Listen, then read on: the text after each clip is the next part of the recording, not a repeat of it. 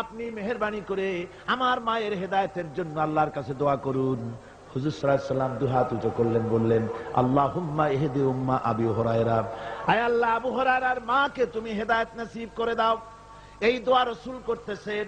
হুজুরকে দোয়ার মধ্যে ফেলে রেখে আবু হুরায়রা দৌড় আরম্ভ করেছে বাড়ির দিকে। পেছন থেকে কয়েকজন সাহাবী তারা দৌড়ে গেল। আবু হুরায়রা দৌড়ায় কেন? এত ভদ্র মানুষ, কোন সময় কারো সাথে রাগারাগি করে না, দৌড়ায় কেন? নিশ্চয়ই কোনো বিপদ বুঝি হয়ে গিয়েছে।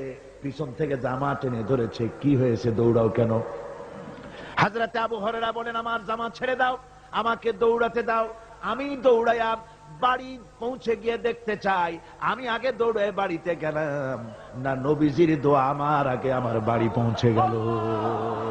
অথচ রাসূল করিম সাল্লাল্লাহু আলাইহি ওয়াসাল্লাম আজ থেকে 1450 বছর আগে বলছেন, এমন একটা সময় আসবে যে কোনো মানুষ এই সুদ থেকে মুক্ত হতে পারবে না, অন্তত সুদের ধুলিবালি হলেও তার গায়ে লাগবে। এটাই সত্য।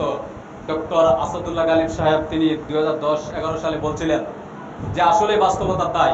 রাসূল করিম সাল্লাল্লাহু আলাইহি ওয়াসাল্লাম আজ থেকে 1450 বছর আগে কথা বলছেন। তিনি বলছেন যে আমি ভেবে দেখলাম যে আসলে সত্য।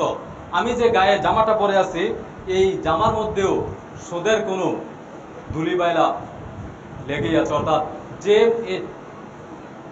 এই কাপড়টা যে তৈরি করেছে সে হয়তোবা ব্যাংকের থেকে লোন এনে এই জামাটাকে ক্রয় করেছে, বা সেটাকে প্রোডাক্টটারে কি করেছে, বের করেছে, নির্মাণ করেছে, তৈরি করেছে। এইভাবে রাসূল করিম সাল্লাল্লাহু আলাইহি ওয়াসাল্লাম বলছেন সুদ এমনভাবে সয়লাভ হয়ে যাবে, মানুষের আনাচে কানাচে কোনো মানুষ এর থেকে নিরাপদ থাকতে পারবে না।